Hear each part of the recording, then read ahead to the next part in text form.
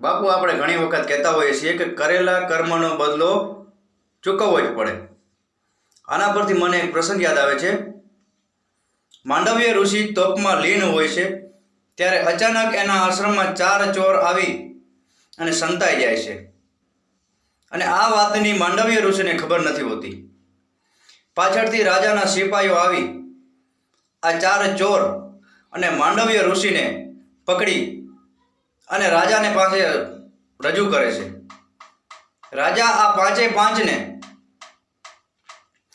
સૂડી ઉપર ચડાવવાની સજા આપે છે. 4 ચોર સૂડી ઉપર ચડે એટલે મરી જાય છે, પણ માંડવ્ય ઋષિને કંઈ થતું નથી. એટલે રાજાના માણસો રાજાને વિનંતી કરે છે કે મહારાજ, લાગે છે આપણી કંઈક ભૂલ થાય છે. એટલે રાજા માંડવ્ય ઋષિ પાસે જઈ અને આ બધી હકીકત જાણે છે. અને માંડવ્ય ઋષિ બધી હકીકત જણાવે છે અને રાજાને પોતાની ભૂલ ઉપર પસ્તાવો થાય છે અને માંડવ્ય ઋષિ પાસે ક્ષમા માંગે છે. અને ધામધૂમથી માંડવ્ય ઋષિને આશ્રમ જવા માટે વિદાય આપે છે. હવે માંડવ્ય ઋષિ આશ્રમમાં પહોંચે એટલે એના ગળાના પાછળના ભાગમાં સૂડીની ધાર ખૂંચી હોય છે અને એનો સતત દુખાવો થતો હોય છે.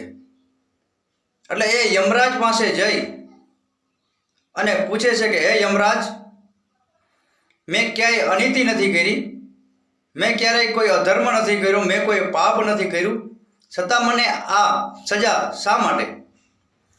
ત્યારે યમરાજ કહે છે કે ગયા જન્મમાં તમે જ્યારે 9 વર્ષની ઉંમરના હતા ત્યારે એક પતંગિયાની પીઠ ઉપર સૂયા ભોંયકા હતા અને એને કર્મના સજા સ્વરૂપે તમને આ સૂડીની સજા થાય છે.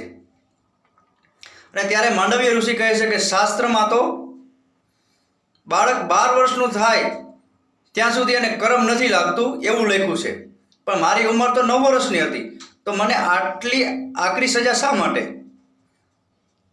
અને માંડવ્ય ઋષિ ક્રોધિત થઈ અને યમરાજને શ્રાપ આપે છે કે તમે મૃત્યુલોકમાં જશો અને ત્યાં તમારી નજર સામે અનીતિ થતી હશે, અત્યાચાર થતો હશે, અધર્મ થતો હશે અને પાપ કર્મ થતા હશે, છતાં પણ તમે કંઈ નહીં કરી શકો. અને માંડવ્ય ઋષિના શ્રાપથી યમરાજ વિદુર રૂપે મૃત્યુલોકમાં અવતાર ધારણ કરે છે. અને મહાભારત કાળમાં એની નજર સમક્ષ પાપ કર્મો થતા હોય છે, અનીતિ થતી હોય છે, અત્યાચારો થતા હોય છે, અધર્મોના કામ થતા હોય છે, છતાં વિદુરજી કંઈ કરી શકતા નથી. અને બાપુ કદાચ આને કહેવાય છે કે કરેલા કર્મનો બદલો ચૂકવવો જ પડે. આપનો દિવસ શુભ રહે. મહાદેવ હર.